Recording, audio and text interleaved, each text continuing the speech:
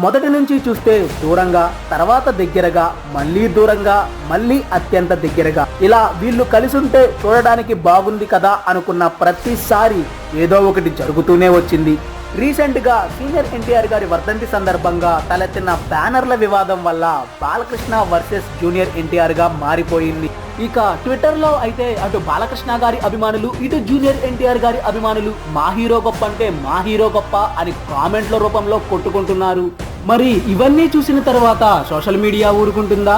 అందరి నోట ఒకటే మాట, అందరి నుంచి ఒకటే పోలింగ్. మీరు బాలకృష్ణ గారికి సపోర్ట్ చేస్తారా లేదా జూనియర్ ఎన్టీఆర్ గారికి సపోర్ట్ చేస్తారా అని. కానీ నేను మాత్రం ఈ వీడియో ద్వారా మిమ్మల్ని అలా అడగాలి అని అనుకోవటం లేదు.